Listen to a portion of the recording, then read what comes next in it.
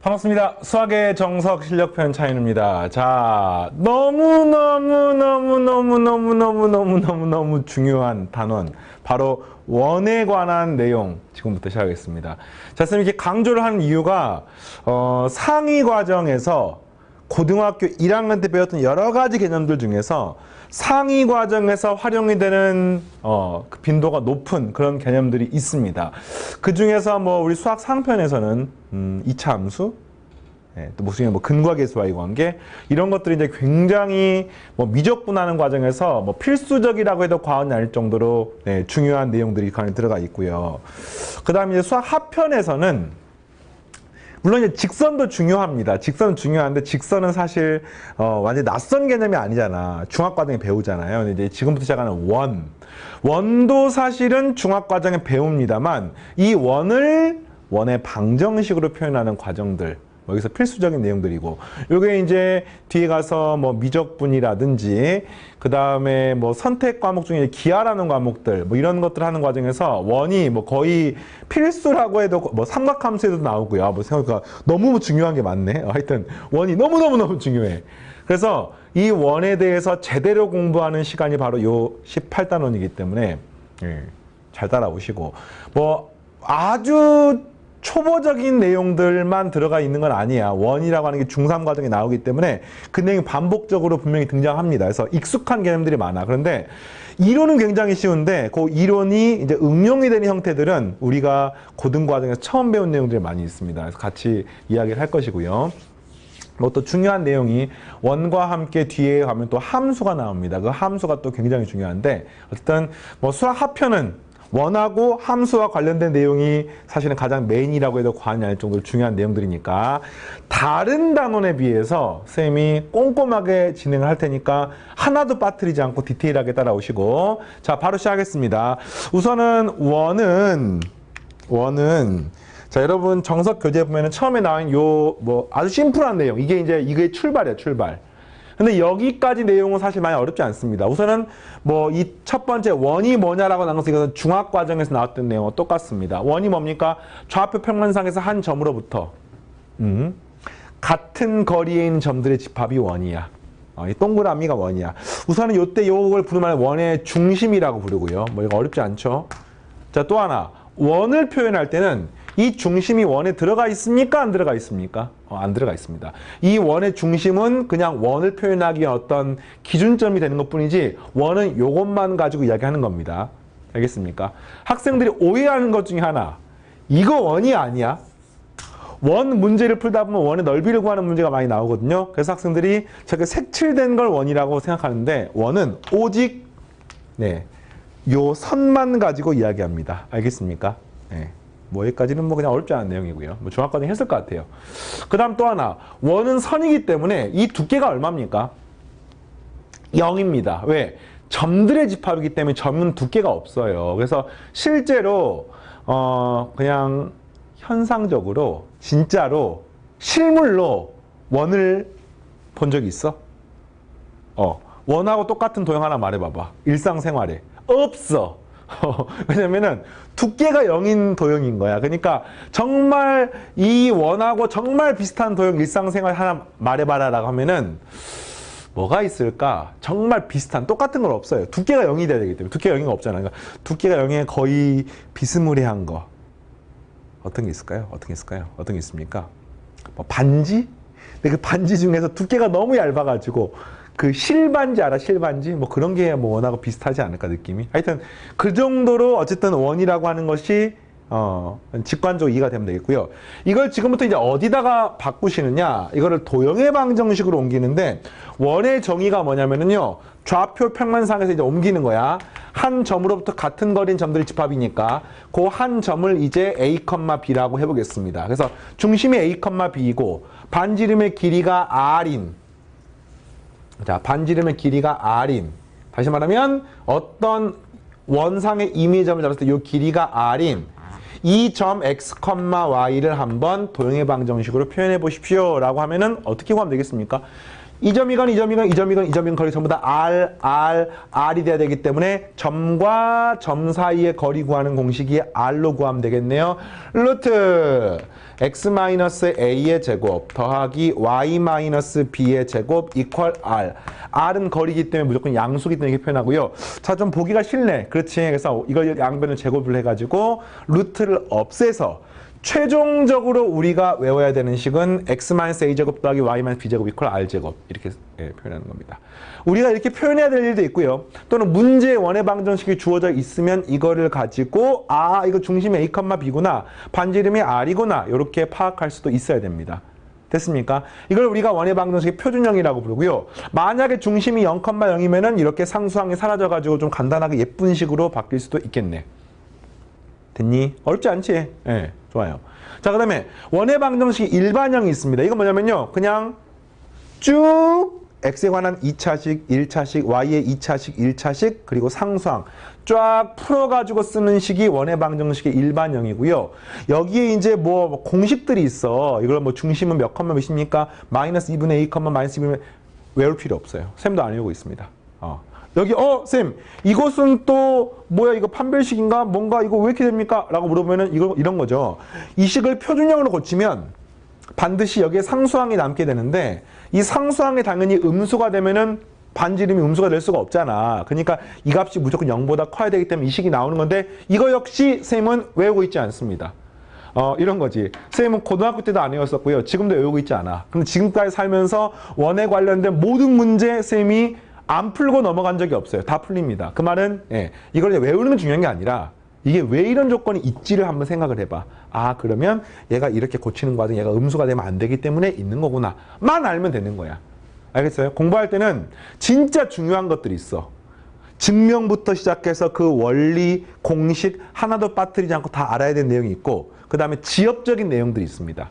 그 지엽적인 내용들은 그냥 몰라도 상관없어요. 알면 좋은 것도 있고 상관없는 것도 있습니다. 이게 그런 것들입니다. 뭐 알면 좋을 건 없어. 그냥 상관없어요. 그냥 여기 나와 있는 것 뿐입니다. 자, 이해하겠죠? 그래서 이걸 가지고 지금부터 이제 기본적인 문제를 푸는데 여기 앞에 나와 있는 내용들은요. 워밍업에 관한 그런 수준의 내용이야. 그러니까 이걸 갖다가 뭐 구하는 게 막 엄청 크리티컬한 내용은 아니니까. 자, 가볍게 하겠습니다. 보세요. 두 점 A, B를 지름의 양끝점으로 하는 원의 방정식 구하십시오. 뭐가 구하면 되겠습니까? 지름의 양끝점이니까 먼저 중심 구하고 반지름 구하면 되겠지. 중심 어떻게 구합니까? 이 점을 중점을 구하는 방법은 2분의 이거 더하니까 마이너스 1, 이거 더하니까 0. 이게 바로 원의 중심이 되는 겁니다. 오케이. 그리고 반지름 어떻게 됩니까? 점과 점 사이 거리 구하는 공식이니까 2루트 2네요. 그렇죠? 제곱 더하면은 루트 8이 되는 거니까. 따라서 원의 방정식은 x-의 마이너스 1 제곱 y-의 0의 제곱 이퀄 요거 그대로 쓰면 안 되고 r의 제곱인 8이라고 이렇게 쓰시면 됩니다. 됐습니까? 뭐 새로울 거 없죠? 네, 좋습니다. 자, 두 번째. 세 점을 지나는 세 점을 꼭지점으로 한 삼각형의 외심의 좌표를 구하고 외접원의 반지름을 구하십시오. 이건 이제 무슨 말이냐면 이거 이제 그림 그릴 필요 없고 그냥 어떤 세 점을 이렇게 찍었어요. 이게 삼각형이 하나 나올 거 아닙니까? 외심의 좌표니까 뭐 이렇게 해서 이제 외접원을 그리고 어쨌든 외심의 좌표 이 중심 자 A, B를 구하시고 그 다음에 뭐 하면 되겠습니까? 외접원의 반지름이니까 어쨌든 요 길이를 구하는 문제인 거야. 자, 여기까지 알겠습니까? 뭐 어떻게 구할 것이냐? 라고 하면은 현재 지금 이 점 나와 있는 거 맞아? 그러면 자, 이걸 이제 푸는 방법이 여러 가지가 있는데 첫 번째로 우선은 원의 방정식이니까 이거 하나는 여러분이 외워두셨으면 좋겠습니다. 원의 방정식을 일반적으로 풀었으면은요. x제곱, y제곱, 그리고 x에 관한 1차항, y에 관한 1차항, 그리고 상수항 이렇게 표현할 수 있습니다. 이 말은 원의 방정식을 확정하려면 미지수가 몇 개 있어요, 현재 지금? A, B, C 모르죠?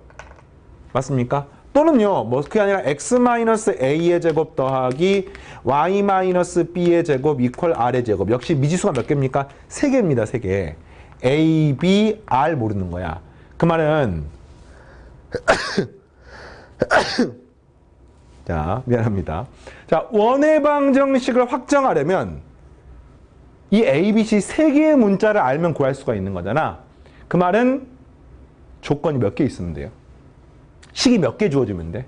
식이 3개 주어지면 돼. 오케이? 다시 말하면 서로 다른 점 3개가 주어지면 우리는 원의 방정식을 확정할 수 있습니다. 그러니까 실제로 이 문제는요. 요 세 점을 요 식에 뾱뾱뾱 대입해가지고 이 A, B, C에 관한 식 3개를 얻어서 연립해서 풀면 답이 나오는 거야. 깔끔하게. 다만 계산이 번거롭죠. 그런 단점이 있지만 풀면 답이 나오는 거야. 똑같아요.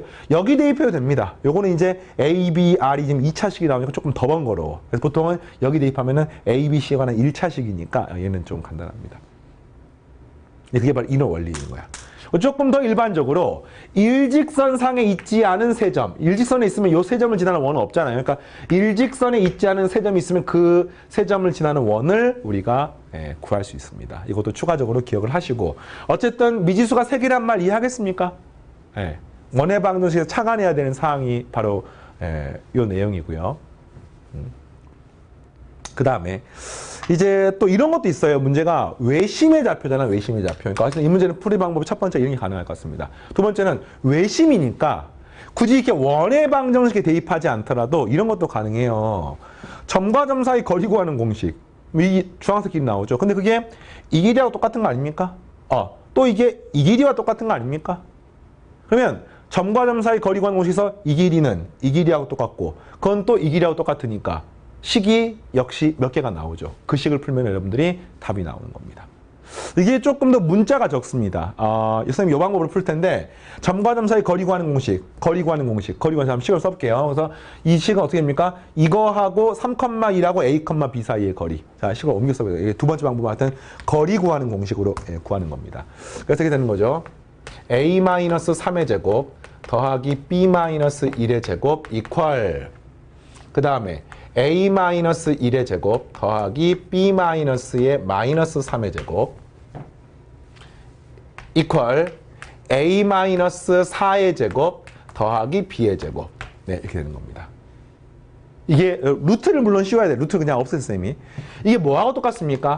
R의 제곱하고 똑같은 겁니다. 그러니까 실제로는 요렇게 해서 식 하나 세우시고요. 요렇게 해서 식 하나 세우시면 되는 겁니다. 알겠습니까? 모르는 문자가 3개인 것보다 2개인 게 더 좋으니까 요 식으로 쌤이 푸는 이유가 바로 그런 이유 때문인 거야. 그리고 또 하나 재미있는 것은요. 원은 이렇게 풀면은요. A제곱, A제곱, B제곱, B제곱 사라지니까 반드시 1차식이 됩니다. 그래서 네, 외접원의 외심을 갖다가 쉽게 구할 수가 있죠. 계산해보겠습니다. 그러니까 바로 암산할 거야. A제곱, A제곱 사라지고요. 마이너스 6A이고 마이너스 2A니까 넘어가면은 마이너스 4A 되는 거 알겠죠? 마이너스 2B 플러스 6B니까 넘어가면은 마이너스 8B가 되는 것도 알겠죠?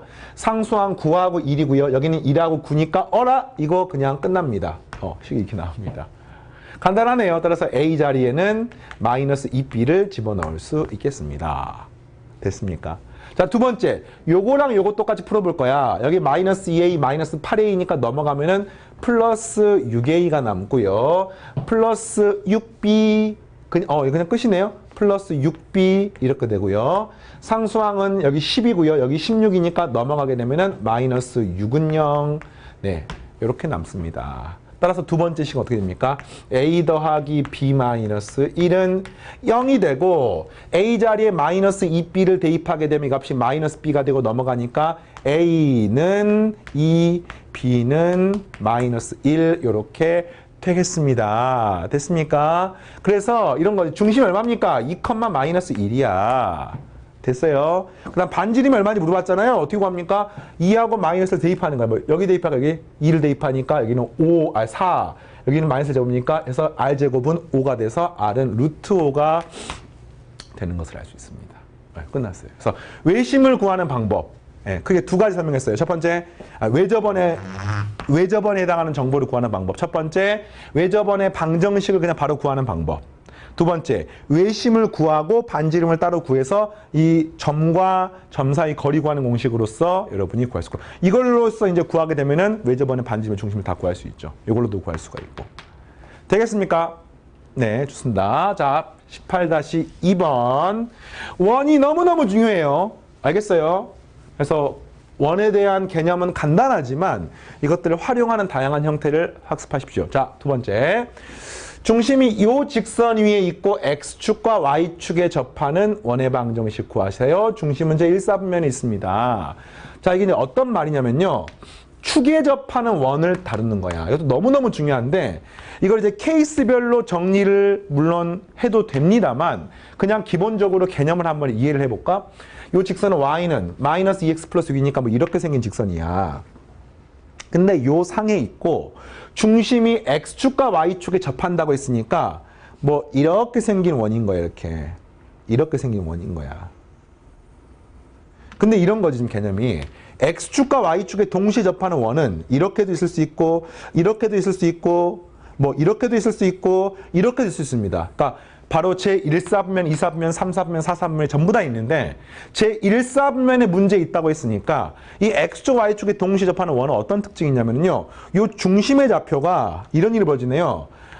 X축의 수선을 긋고 Y축의 수선을 그으시면은 이게 바로 접점이 되는 것을 알 수가 있는데 지금 이게 뭐하고 똑같습니까? 원의 반지름과 X좌표, Y좌표랑 똑같다는 걸 알 수가 있고 중심의 좌표가 R, R이 되는 것을 알 수 있습니다. 반지름은요, R이 되는 것을 알 수 있습니다. 이렇게 구할 수 있어요. 만약에 제 2사분면에 중심이 있으면요, 어떻게 됩니까? 중심 좌표가 마이너스 R, 플러스 R이 되고 반지름이 R이 되는 걸 알 수 있죠. 제 3사분면은요, 마이너스 R, 마이너스 R. 4분면은요, R, 마이너스 R 이렇게 되는 걸 알 수가 있고 이 문제도 마찬가지야. 그래서 이 중심이 제 1사분면에 있기 때문에 이 원의 방정식은 R, R이고 반지름이 R인 원이기 때문에 뭐 X 마이너스 어쩌고저쩌고 이렇게 구할 수가 있어요. 근데 얘가 또 어디에 있냐면은요, 요 직선상에 있으니까 사실은 이 중심 좌표는 뭐가 되는 거예요? 이 식도 만족하고 또 XY 좌표가 RR로 동일하다는 것도 알 수 있으니까 연립해서 구하시면은 여기다가 R, 여기다 R 대입하니까 3R은 6이어서 R은 2가 되는 것을 알 수가 있고 이 중심 좌표가 2,2가 되는 것을 알 수 있습니다. 그럼 반지름이 얼마입니까? 역시 2가 되는 겁니다. 원의 방정식 뭡니까? X-2제곱 더하기 Y-2제곱은 4. 알겠어요? 네, 이렇게. 자, 그래서 하겠습니다. 네, 이런 것들 하나하나를 정리를 해봅시다. 두 번째, 중심이 요거 위에 있고 두 점을 지났는데. 그러면 이건 이제 어떻게 되냐면요. 원래는 중심을 A, B라고 놨는데 요거는 중심을 A, 2A 더하기 3이라고 이렇게 놓으면 되겠습니까? 그쵸? 그럼 이제 A를 구하고 반지름 구하면 되는 거야. 그런데 이런 거네. 지금 원이 하나가 있는데 지금 중심이 지금 이런 점인 거야. 근데 두 점을 지나는 원의 방정식이니까 한 점이 1,2이고요. 뭐 또 한 점이 마이너스 2,3인데 어디 있는지는 모르겠지만 뭐가 성립하냐면은 쌤 이런 거 좋아해. 이 사이 거리가 똑같대. 네, 그래서 문자를 두 개를 늘리지 않고 이 상태로 식을 바로 구할 수가 있습니다. 어떻게 해요? 점과 점 사이 거리 구하는 공식 A-1의 제곱 더하기 2A- 플러스 3에서 2 빼니까 플러스 1의 제곱은 뭐하고 똑같습니까? 이것과 이거 사이 거리 구하는 공식 A-의 마이너스 2의 제곱 더하기 2A 전체의 제곱. 네. 이것도 복잡해 보이지만 2차 항이 싹 다 사라집니다. 맞나요? 1차항만 확인하는데 1차항만. 마이너스 2A 플러스 4A. 그러면 2A가 됩니까? 플러스 4A는? 그냥 4A, 4A는 사라지네요. 여기는 어디입니까? 마이너스 2A만 남네요. 다음 상수항. 1, 1, 4 하니까 마이너스 2는 는사라고 할까요? 는사? 잠깐만요. 는이 뭐야 이거? 1, 1, 4니까 이 값은 2가 되는 거죠. 자, 따라서 A가 얼마가 됩니까? 마이너스 1이 되는 것을 알 수 있고요. 중심 좌표는 마이너스 1, 마이너스를 대입하면은 플러스 1이 되는 겁니다. 됐습니까? 자, 반지름만 구하면 되지. 근데 이게 뭐하고 똑같냐면요. R의 제곱하고 똑같아요. 그래서 A에 마이너스 1을 대입하게 된 값은 1의 제곱. 여기는 2의 제곱. 더하게 되면 R의 제곱이 5가 돼서 그렇죠? 이 값이 5가 되는 겁니다. 정답은 x 플러스 1의 제곱 더하기 y 마이너스 1의 제곱 이퀄 5. 5의 제곱 아니야. 반지름이 루트 5니까. 자, 되겠습니까? 워밍업이 되고 있어요. 원 너무너무 중요해. 자, 또 하겠습니다. 18-3번. 자, 이번에는 이제 응용하는 형태입니다. 응용하는 형태야. 사실 이게 원의 방정식이 아니더라도 중3 과정 수준을 풀 수 있는 그런 문제이기도 합니다만 중3 과정으로 치면 굉장히 어려운 문제거든요. 근데 이거를 고1 과정에서 원의 방정식 활용하면 굉장히 쉽게 풀 수 있습니다. 자, 보세요. 좌표 평면에 두 점이 있습니다. 자, 그림을 한번 그려서 이해를 해봅시다. Y축, 이렇게 X축. 네, 좋아요. 자, 그리고 점 P가 원 위를 움직일 때 다음 조건을 만족하는데 이 원이 중심이 0,0이고 반지름의 길이가 1인 원입니다. 이 두 점은요. 3,6, 3,6 이게 A고요. 얘가 5,2 이 점이 B가 되는 겁니다. 네. 자, 1번. 저 P가 있을 때 삼각형 PAB의 넓이의 최소값. 그러니까 이게 A하고 B고요. P가 여기 어딘가에 있는 거야. 그랬을 때 이 넓이의 최소값을 구하십시오. 그럼 현재 이게 P가 움직임에 따라서 뭐가 달라져요? 당연히 이 삼각형의 높이가 달라지는 거죠. 이 AB의 밑변은 일정합니다. 이를 일정한 거예요, 지금. 그러니까 높이를 어떻게 구합니까? 이 점에서 여기 이렇게 수선을 그었을 때 이 주황색 길이가 언제 최소가 되는지를 구하면 되는 겁니다. 근데 언제가 최소가 되는지를 어떻게 구하느냐? P가 움직이니까 P에서는 구할 수가 없어요. 근데 어떻게 구하느냐? 원은 중심으로부터 모든 원상의 거리가 동일합니다. 다시 말하면 원점으로부터 P까지 이 길이가 동일하니까 이거를 활용해서 문제를 풉니다. 어떻게 푸느냐? 이렇게 구하는 거예요.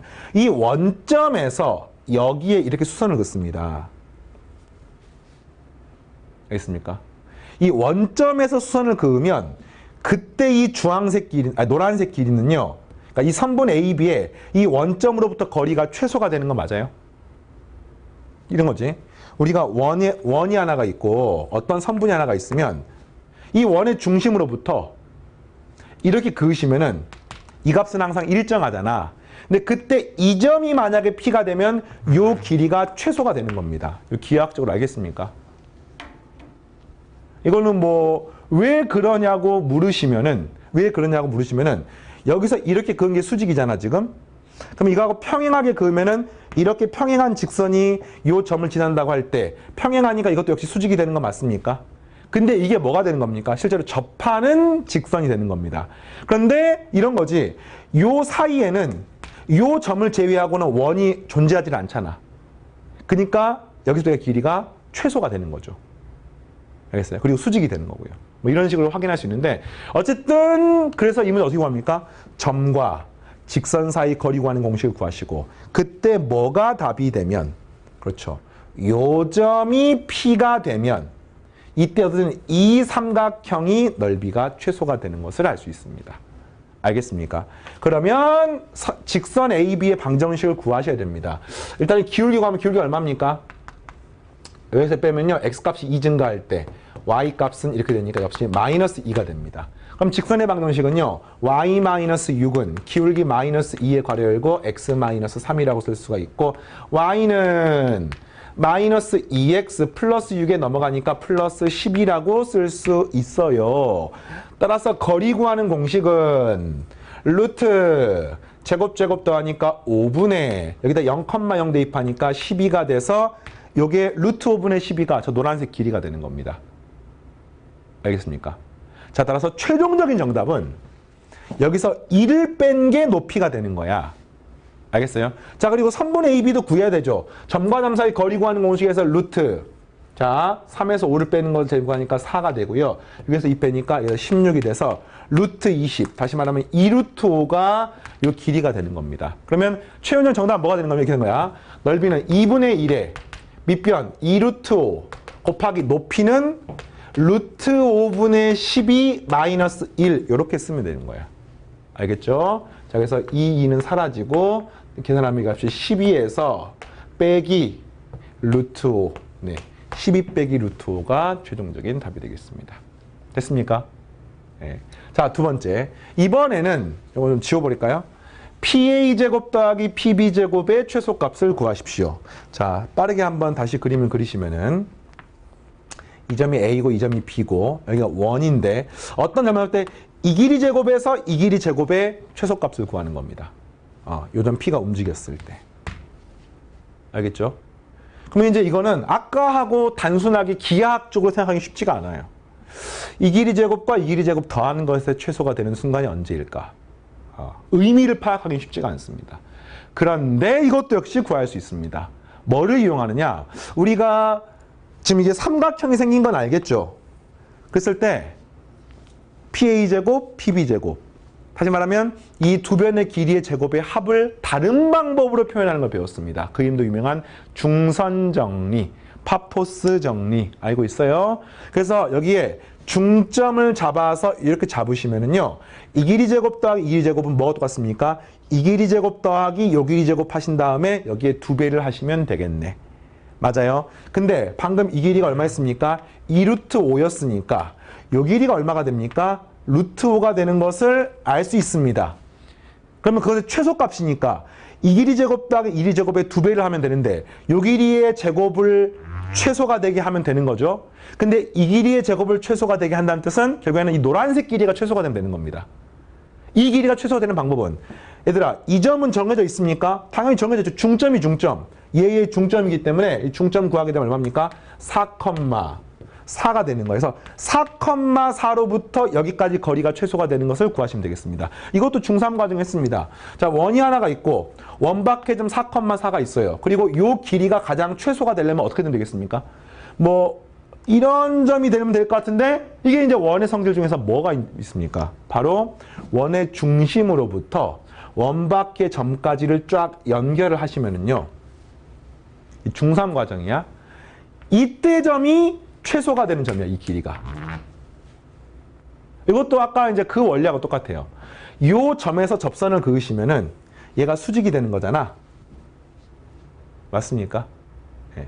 그러면 요 바깥에는 이제 점이 없는 거예요, 지금. 그래서 이 점과 이 직선 사이 거리임과 동시에 점과 점 사이 거리가 되는 거죠. 네. 그리고 우리가 알기로 항상 이게 최단 거리니까. 그래서 여기서 이렇게 그으시면은 어디로 긋든지 간에 당연히 요 점보다는 거리가 멀 수밖에 없는 거죠. 당연히 이거 뒤에 건 볼 것도 없고.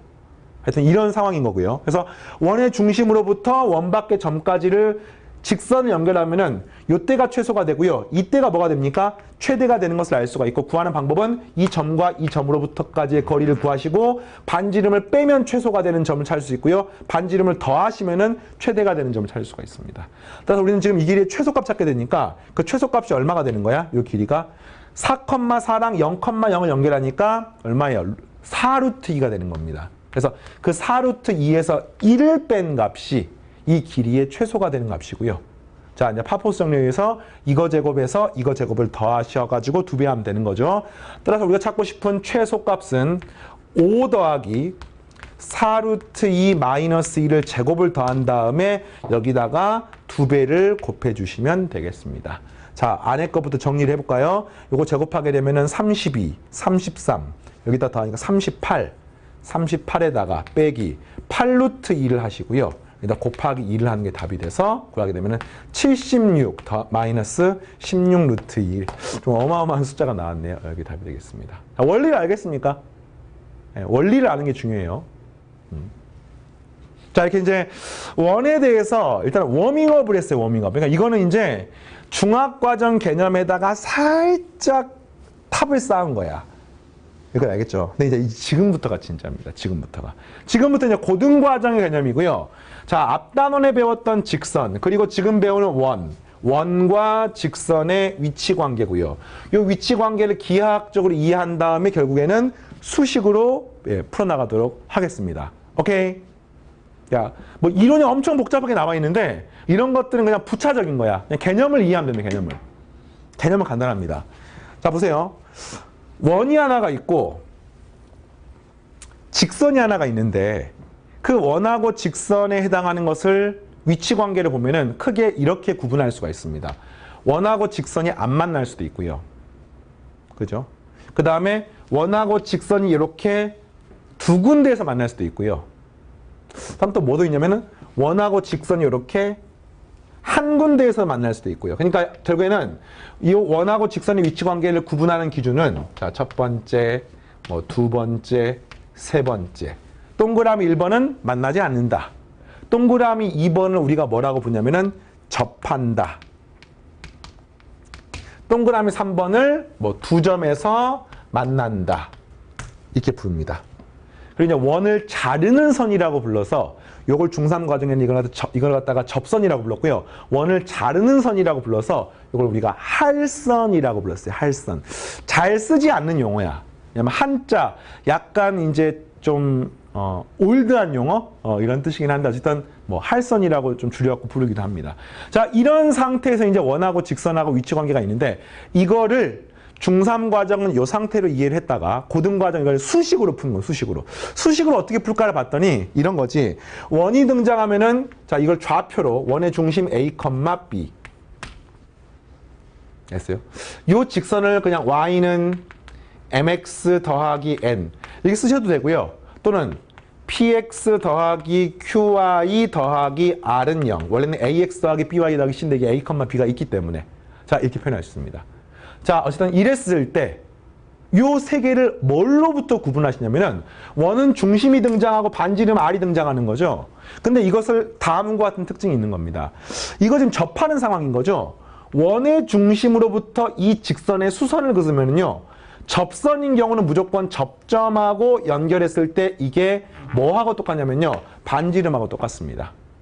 그러니까 우리가 보통 점과 직선 사이의 거리를 말을 하는데 요거는 요 점으로부터 요 직선의 수선을 그으시면은 요렇게 수선을 도착하면서 요거는 중3 때 배도성질에서 이 할선을 둘로 나누시고요. 요때 요 길이를 우리가 뭐 D라고 부르면 네, 이런 거지.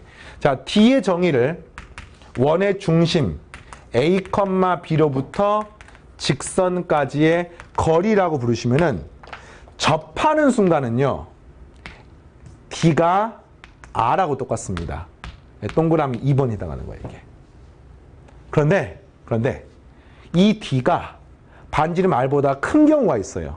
이 경우는 이 점에서부터 이 직선까지 이렇게 점과 직선 사이 거리를 구하시면은 반드시 반지름보다 큽니다. 이런 경우는 동그라미 1번. 그리고 D하고 R을 비교했을 때 R이 더 큰 경우가 있습니다. 이런 경우. 이 D가 지금 R보다 작잖아요. 네, 이런 경우가 동그라미 3번. 네, 이렇게 되는 겁니다. 그래서 이거를 수식으로 풀 수가 있는 거야. D를 어떻게 구합니까? 점과 직선 사이 거리 구하는 공식. R은 어떻게 구합니까? 문제 뭐 나와 있겠죠, 이렇게. 그 중에서 압도적으로 중요하고 출제 빈도가 높은 게 바로 접선인 상황이고요. 앞으로 문제를 많이 풀어볼 텐데 접한다라는 단어가 등장하면은 크게 두 가지 관점에서 이해하시면 되겠습니다. 접한다라고 하는 것은요. 이 원의 방정식이 사실은 x, y에 관한 몇 차식입니까? 2차식입니다. 그 다음에 요 직선의 xy에 관한 몇 차식입니까? 1차식입니다. 그래서 이걸 갖다가 연립해서 풀 수가 있거든요. 자, 봐보세요. 만약에 직선이 x제곱 더하기 y제곱 이퀄 r제곱이라는 이런 원이 이런 원이고요. 직선이 예를 들어서 ax 더하기 by 더하기 c는 0이라는 이런 직선이 있다고 치면은 요걸 연립해서 구할 수가 있습니다. 연립하게 되면 한 문자를 소거하게 되면은 x의 제곱 더하기 y 자리에는 b분의 마이너스 ax 마이너스 c라고 쓸 수 있고요. 제곱 이퀄 r제곱 이렇게 표현할 수 있죠. 자, 이렇게 표현이 되어 있을 때 이 식은 x에 관한 2차 방정식 맞습니까? 네. 이렇게 2차 방정식이 되는 것을 알 수가 있고 이 2차 방정식을 해석을 하시면 근이 2개가 될 수도 있고요. 1개가 될 수도 있고요. 근이 없을 수도 있습니다. 당연히 이거는 실근을 따지는 거야, 실근을. 근이 2개가 된다는 뜻은 이 말인 거지. 이 원도 만족하고 직선도 만족하는 x값이 두 종류 있다는 뜻이야. 맞니? 맞아요. 근데 원도 만족하고 x도 만족하는 게 2개가 있다는 뜻은 바로 교점이 서로 다른 게 2개가 있다는 뜻입니다. 알겠습니까? 그리고 이런 뜻은 전부 다 이제 서로 다른가 있을까? 서로 다른? 서로 다른 실근의 개수가. 한 개라는 뜻은 교점이 한 개라는 뜻인데 이게 다시 말하면 뭐가 똑같냐면요. 접한다라는 말하고 똑같아요. 요걸 여러분들이 기억하시는 겁니다. 그래서 접하는 문제를 물어본 문제가 엄청 많습니다. 그리고 원이 아까처럼 뭐 1번하고 3번으로 갈라지는 기준은 접하는 순간 요 2번, 동그라미 2번하고 관계가 있는데, 자, 이런 이제 교점이 한 개가 되는 상황을 파악을 하시면 요 앞뒤로 교점이 두 개거나 연계가 되기 때문에 이게 사실 핵심이 되는 겁니다. 연립해서 그랬더니 이게 근이 없어요. 그 말은 허근이 있다는 뜻이 허근. 실근이 없다는 뜻입니다. 그러면은 이거는 교점이 연계란 뜻이고요. 이걸 앞에 했던 그림으로 표현하면은 교점 연계인 게 동그라미 1번, 동그라미 2번, 동그라미 3번 이런 뜻입니다. 자, 여기서 또 하나 재미있는 사실은요. 재미있는 사실은 요 직선은 원이 하나가 있으면 이렇게 생긴, 다시 말하면 y축에 평행한 직선까지도 표현할 수 있습니다. 이게 y는 ax 플러스 b하고 다른 점이죠. 자, 이런 직선을 표현했을 때는요. 이걸 풀하고 교점을 구하면 교점이 어떻게 나옵니까? 바로 교점이 한 개, 아니, 교점이 거의 두 개 맞죠? 근데 이거 x좌표가 어떻습니까? 하나 나옵니다, x좌표가. 그러니까 여러분들이 주의할 점이 하나가 있어요. 요게 교점이 한 개가 나오는 과정 중에서 이 직선이 어떻게 됩니까? 요 직선이 y축에 평행한 직선은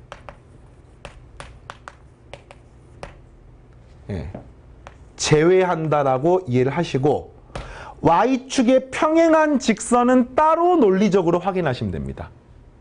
이런 게 어떻습니까? x좌표는 한 종류밖에 없지만 y좌표가 두 종류가 있는 거야. 알겠어요? 왜 그래요? 그때는 이 직선의 방정식이 이렇게 표현되는 게 아니라 x는 k 이렇게 표현되기 때문에 당연히 이 연립하면 무조건 x가 k밖에 안 나와요. 당연한 겁니다. 그런 경우는 이제 y를 구하는 거지. 근데 뭐 이건 너무 쉽기 때문에 사실은 여기서 뭐 따로 고려할 필요는 없고, 뭐 한 번에 지금 이야기를 한 거니까. 하여튼 자, 뭐 이해되겠습니까? 요거를 지금부터 다룰 거야. 이걸 활용해서 정말 많은 문제들을 해결할 수가 있는데, 여러분 정석교재 정리가 돼 있어요. 그 정리가 돼 있는 거를 방금 쌤이 설명했던 내용하고 같이 비교를 하면서 한번 확인해 보겠습니다. 이런 거죠. 직선 y는 mx 플러스 n. 그러니까 이거는 이제 아까처럼 ax, by, c는 0 하고 조금 달라요. 기울기가 있는 겁니다. 그리고 원을 fx, y는 0이라고 표현했는데 이거 되게 어색하잖아. 야, 보통 우리가 어떤 함수를 표현할 때는 y는 어쩌고 저쩌고 이렇게 표현을 했었는데, 원의 경우에는 y는 어쩌고 저쩌고 표현할 수가 없어. 그래서 일반적으로 어떻게 원은 표현하냐면 한쪽으로 싹 다 몰아가지고 이런 거지. 뭐 x-a의 제곱 더하기 y-b의 제곱, 심지어는 상수항까지 이렇게 몰아가지고 이렇게 표현을 하기도 합니다. 그래서 이걸 갖다 어떻게 표현하면 이쪽은 x하고 y에 관한 식, 여기는 그냥 0 이렇게 표현을 해서 어떤 도형의 방정식을 y는 어쩌고 저쩌고 표현하기보다는 이런 식으로 표현하는 게 훨씬 더 일반적이에요. 왜냐하면 함수는 y는 fx로 표현할 수 있는데 도형의 방정식, 원뿐만이 아니라 뭐 여러분 기하를 공부하게 되면 배우게 되는 뭐 포물선, 타운, 쌍곡선, 뭐 기타 여러 가지 도형들은 한쪽은 0, 한쪽은 나머지를 표현하는 게 조금 더 쉽기 때문에 이렇게 표현을 하고요. 이렇게 표현하는 것을 우리가 뭐라고 말하냐면요, 어떤 도형의 방정식을 음함수의 형태로 표현하였다. 네, 이렇게 표현하는데 요거는 이제 뭐 상위 과정을 공부하면서 다루게 될 겁니다. 그래서 음함수를 표현하는 과정, y는 어쩌고 저쩌고가 아니라 함수는 함수인데 이 음함수가 무슨 뜻이야? 약간 마이너스의 느낌이잖아. 뭔가 안 좋은 느낌이잖아. 그렇지? 그래서 실제로 익숙하지 않은 느낌이야. 안 좋다는 말은 좀 그렇네. 마이너스, 쌤 개인적으로 마이너스를 좋아해. 하여튼 그렇습니다. 그래서 이렇게 표현하는 게 음함수, 일반적인 함수하고 비교해서 이걸 갖다 우리가 보통 양함수라고 하는데, 양은 그냥 말하지 않고 그냥 함수, 음함수. 자, 이런 느낌으로 이해를 하시고, 자, 일단 이렇게 표현했을 때, 자, 이 식을 y를 소거해가지고 x에 관한 식으로 표현하면 이게 아까 됩니까? x에 관한 2차 방정식이 되는 겁니다. 그 2차 방정식 풀어서 판별식이 0보다 크다, 0이다, 작다가 되면은 두실근, 중근, 허근, 그 말은 교점이 2개, 1개, 0개, 1개인 경우를 접한다라고 표현한다는 뜻입니다. 이해되겠습니까? 그리고요, 여기 추가적으로 뭘로도 표현할 수 있다고, 아까처럼 점과 직선 사이 거리 구하는 공식과 반지름과의 관계로부터 같이 이야기할 수 있습니다. 전부 다 알아야 돼요. 알겠습니까? 자, 그래서 이런 식으로 점과 직선 사이 거리 구하는 공식을 통해서 그 거리하고 반지름 비교해서 같으면 접한다, 뭐 만난다, 만나지 않는다, 이렇게. 알겠습니까? 자, 요거를 지금부터 해보겠습니다.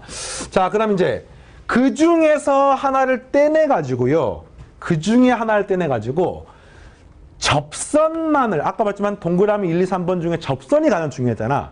접선만을 톡 떼서 구할 수 없을까? 그런 고민들을 하는 거야. 근데 이게 이제 지금부터 쌤이 증명을 할 텐데 증명도 아셔야 되고요. 공식도 외우셔야 됩니다. 접선의 방정식은 기본적으로 다음과 같이 증명할 수 있습니다. 첫 번째, 접점이 주어져 있는 경우. 접점이 주어져 있는 경우. 두 번째, 기울기가 주어져 있는 경우. 세 번째, 곡선 밖에 있는 한 점이 주어진 경우. 이렇게 나눠가지고 케이스를 나눠서 설명할 수가 있는데 이 세 가지 어느 방법이건 전부 다 동일한 원리로 출발합니다. 이걸 나중에 이제 미적분을 배우면 미적분으로도 풀 수가 있는데 우리 아직 안 배웠으니까 일단은 미적분 없이 그냥 미분 없이 설명하겠습니다. 자, 접선에 관한 문제를 푸는 거야. 크게 문제에서 접점이 주어져 있는 경우. 얘는 여러분에게 공식으로 푸는 것을 추천합니다. 두 번째, 기울기가 주어져 있는 경우. 얘도 역시 공식으로 구하는 것을 추천합니다. 세 번째, 곡선 밖에 한 점이 주어져 있는 경우. 얘는 어떻게 구하냐? 이 공식을 따로 외우는 게 아니라 이걸 번호를 매겨볼게요. 동그라미 1번, 동그라미 2번, 동그라미 3번이야. 이 동그라미 3번은 동그라미 1번하고 동그라미 2번을 활용해서 구하는 것을 추천합니다. 자, 여기까지는 알겠죠? 그래서 이 동그라미 1, 2번을 지금 접점하고 기울기가 주어진 경우에 구하려고 하는데 어떤 공식이 따로 있냐면요. 그 중에서 이 공식을 뭐만 외우시느냐? x제곱 더하기 y제곱 이퀄 r제곱이라는 가장 간단한 원. 이 원에 대한 공식만 외우시고요. 나머지는 원리만 아시면 됩니다. 그리고 이제 내신 기간에 차차 개념이 쌓이고 조금 공부가 되면은 좀 이 공식의 폭을 넓혀가는 건데 어쨌든 모든 문제를 푸는 원리는 동일합니다. 전부 다 뭘로 구하느냐? 판별식이나 또는 점과 직선 사이에 거리 구하는 공식을 사용하시면 전부 다 풀 수 있습니다. 그러니까 이게 사실은 기본인 거야. 공식이 메인이 아니에요. 네, 그래서 이제 뭐 간단하게 해보겠습니다. 예를 들어서 이런 거야. 가장 간단한 원. x제곱 더하기 y제곱 이퀄 r제곱. 이런 원이 하나가 있어요. 이 원 위에 x1, y1이 있어요. 이렇게. 그럼 이때 이 접선의 방정식을 구할 수 있냐 이런 문제인 겁니다. 뭐 어떻게 구하느냐? 이렇게 구하는 거야. 네. 점과 직선 사이 거리 구하는 공식을 구하는 겁니다. 알겠습니까? 점과 직선 사이 거리 구하는 공식을 구하는 겁니다. 네. 또는 연립해서 판별식으로 구하는 겁니다. 다 똑같아요. 자, 그냥 뭐 그중에 가장 간단한 이거 선생님 다양하게 다 해보겠습니다.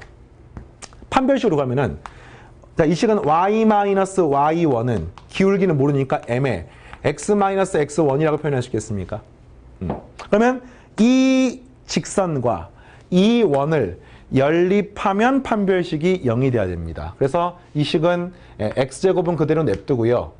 y 자리에 자 mx 마이너스 mx1 플러스 y1 이렇게 쓰시고 요거를 제곱해가지고 쓸 수 있고요.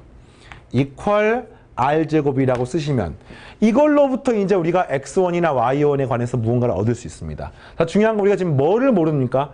m을 모르기 때문에 그 m에 대한 식으로 이제 이 식을 세워야 되는 거야. 근데 딱 봤더니 식이 조금 복잡하지. 그죠? 일단은 개념상으로 이해를 하셔야 돼요. 자, 딱 보니까 식이 어떻습니까? 조금 만만치 않습니다. 근데 이게 이제 뭐가 가능하냐면은 요 직선의 기울기를 자, 요 식 같은 데 연립해가지고 접하니까 이걸 x에 관한 2차식이잖아요. 연립해서 이거 x 맞나요? x 맞군요. 자, 이 식을 판별식을 0이라고 문제를 풀면 답이 나와. 근데 이런 것도 가능합니다. 요게 지금 뭐예요? 0,0 아닙니까? 이 점이 뭡니까? x1, y1 아닙니까? 그럼 여러분들 이 기울기 구할 수 있겠습니까? 이게 x1분의 y1 아니야? 그러니까 사실은 판별식을 0이라고 구하면 되지만 그 과정이 좀 번거롭기 때문에 이거를 봤더니 이 직선이 서로 얘랑 수직이기 때문에 이 직선의 기울기가 어떻게 되는 겁니까? 이 기울기 나왔으니까 마이너스 y1분의 x1이 되는 거죠. 실제로 여기 있는 문제는요. 푸는 방법이 최소한 한 서너 가지 이상 됩니다. 지금 방금 요 식을 이 문제는 판별식 복잡하긴 했지만 판별식으로 모든 문제를 풀 수 있어요. 동일한 방법으로. 그러나 식이 지금 복잡하기 때문에 쌤이 안 하는 거야. 두 번째, 이런 방법도 있습니다. 이 식을 이런 식으로 중심과 접점 사이 관계로도 풀 수가 있고요. 또 점과 직선 사이 거리 구하는 공식으로 구할 수도 있고요. 미분으로 구할 수도 있고요. 이걸 다 정리해서 공식으로도 문제를 풀 수 있습니다. 전부 다 가능하기 때문에 자 이런 것들이 이제 하나씩 공부를 해보겠습니다. 기울기가 얘가 되는 거야. 이게 m이 되는 겁니다. 그래서 이 자리에다가 m을 집어 넣으시면은 자 마이너스 y1분의 x1을 집어 넣으시면은 이 식은 이렇게 되는 거죠. 마이너스 y1분의 x1, x 마이너스 x1 되겠습니까? 자, 양변에 y1을 곱해서 식이 분수가 없는 식으로 정리해 볼게요. y1, y, 마이너스 y1의 제곱, 이퀄, x, 마이너스 x1, x, 플러스 x1의 제곱, 이렇게 표현했습니다. 그래서 이 식을 넘기시면 x1, x 더하기 y1, y, 이퀄 넘기면은 x1 제곱 더하기 y1 제곱인데 x1, y1이 원위의 제곱이니까 원위의 점이니까 x1 제곱 더하기 y1 제곱은 r 제곱이 성립합니다. 이 점을 대입할 수가 있는 거죠. 그래서 이게 뭐가 됩니까? 네, r의 제곱하고 똑같고요. 이 식이 최종적으로 탄생하는 겁니다. 근데 이건 마치 어떤 식이냐면요. 이 식을 x 제곱자리에 x1, x를 대입하고 y 제곱자리에 y1, y를 대입하게 되면 나오는 식으로 외우시면 되는 겁니다. 되겠습니까? 근데 이제 그런 문제가 아닌 경우 어떻게 풀 것입니까? 똑같아요. 방금 했던 것처럼 이 원리가 이 점 알고 이 점인데 이 점이 원점이 아닌 경우 똑같아요. 원점이 아니어도 기울기 구할 수 있죠. 네, 수직하기 때문에 이 기울기 구할 수가 있고 대입해서 구하시면 답이 나옵니다. 알겠죠? 또는 연립해서 판별식을 풀면 됩니다. 실제 문제는 이런 것들이 다 숫자로 나오기 때문에 굉장히 복잡해 보이지만 굉장히 복잡하진 않아요. 근데 이제 가능한 항이 3개인 걸 제곱하면 조금 번거로우니까 안 하려고 하는 거야. 알겠죠? 자, 그 다음에 기울기가 나와 있는 경우에도 공식이 있습니다. 이번엔 접점이 안 나와 있어. 기울기가 나와 있는 경우는 더더욱 더 판별식으로 푸는 게 더 쉬울 수 있는데 자, 또 해볼게요. x제곱 더하기 y제곱은 r의 제곱이고요. 기울기가 m인, 다시 말하면 y는 mx 플러스 n이 접할 때 요 직선의 방정식 구하십시오. 그러니까 m이 주어져 있는 거야. 그러면 당연히 얘는 주어져 있고 얘를 지금 모르는 거죠. 이런 거죠. 원이 하나가 있으면 여기 기울기가 m인 직선이 접하는 방법은 이렇게 두 가지가 있지 않을까 생각이 들고요.